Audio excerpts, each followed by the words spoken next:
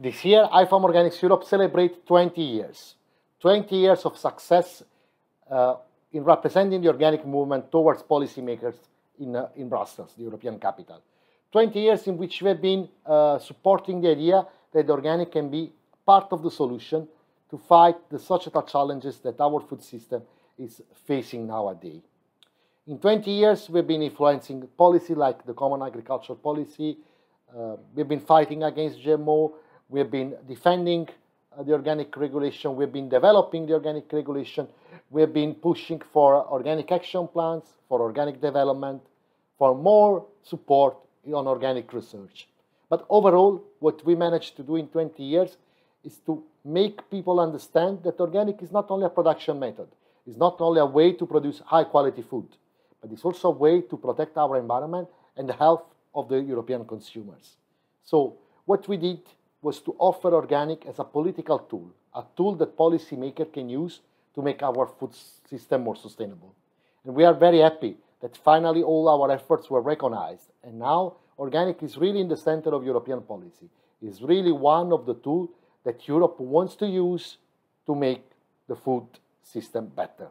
And I'm sure member states will follow, and all together, IFOAM Organics Europe, with this member, Europe, with the member states, will make our food system more sustainable.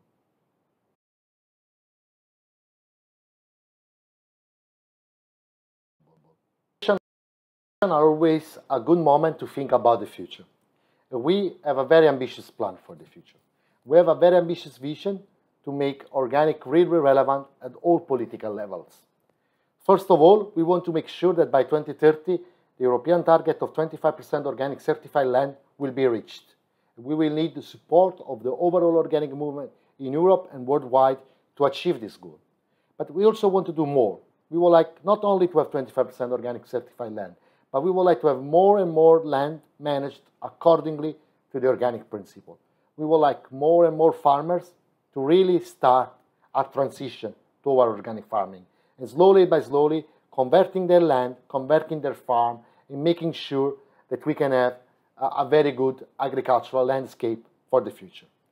We, as Organic Europe, have a clear strategy for doing that. We want to make organic on every table. We want to make sure that policymakers recognize the value of organic farming and also make sure that it is well promoted. We want to make sure that citizens know how to buy organic food and why to choose organic food. And as I said, we would like that more and more organic and agroecological practices will be applied on the European land. Further, as we say, we would like to improve, we would like to inspire, we would like to deliver. We would like to improve, we would like to have more research and innovation, more solutions available for our food industry and for our agricultural entrepreneurs. We would like to invest more in research and innovation. We would like to inspire, we would like that what we do, the solution we find for organic, can be a solution that everyone can use. So we want to offer organic solution to the overall agriculture and food system. And then, as I said, we would like to deliver. We would like to deliver not only high-quality food, but also public goods for the society. And finally, what we want to do in the next year is to make sure our food system does not only get sustainable from an environmental point of view, but also from a socio-economic point of view. So we want to make sure that we will have a fair play along the supply chain, so that the value is redistributed fairly, but also that we have a fair pay for those people working in the organic industry and in the organic agricultural system. So that's our plan for the future. As I said, it's very ambitious, but we are sure that all together we can do a very big results. We can achieve a very big result.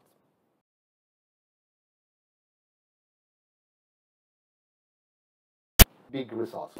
I'm very glad today to be virtually in France, speaking about organic and about the organic market. We are experiencing a very special moment.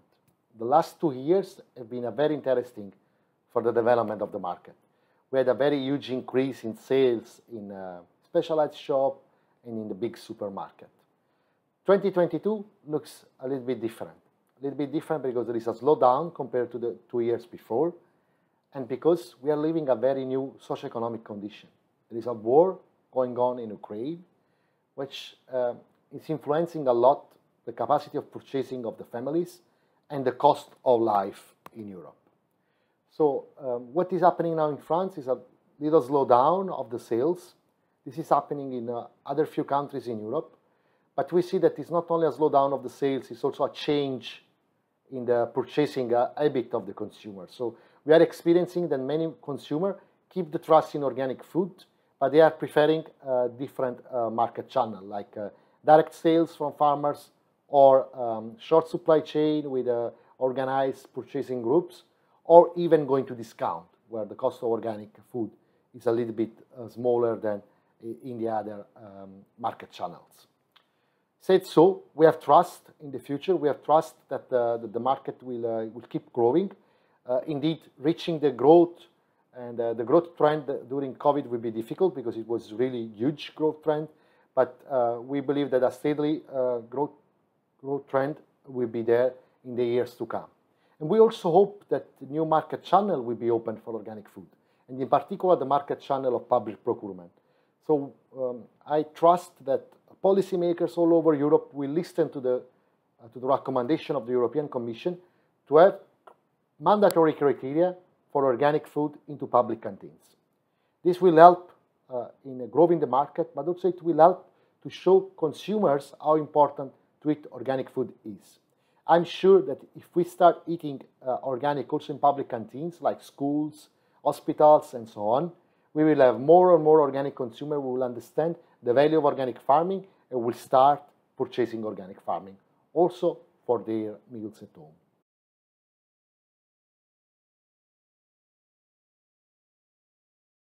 Since the 1st of January 2022, there is a new organic regulation in place. A regulation that applies to the European organic operators, but also to those operators in third country who wants to export to Europe. Many of the rules stay the same. There are just few novelties that might be interesting. First of all, we have new products that can be certified under the organic rules, such, for example, insect or salt. We have new rules for production and processing of the products. We have, for example, new rules for flavoring. We have new rules for labeling, and we have indeed the new rules for import and export. The regulation is a very complex file. I mean, think that there is a main regulation and there are other 35 smaller legislation which are going to complete the main one.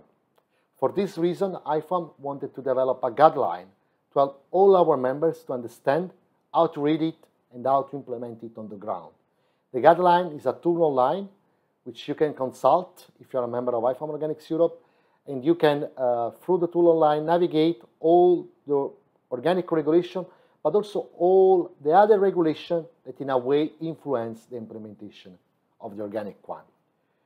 We trust that this is a tool that can help the operators all over the world to understand better how the organic regulation works.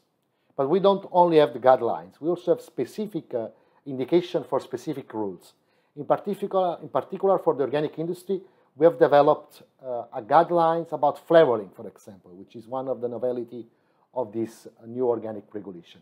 I invite you all to navigate our website where you can find all this information and make use of them. We are here in Brussels to help you to achieve the goal of producing good, high-quality organic food.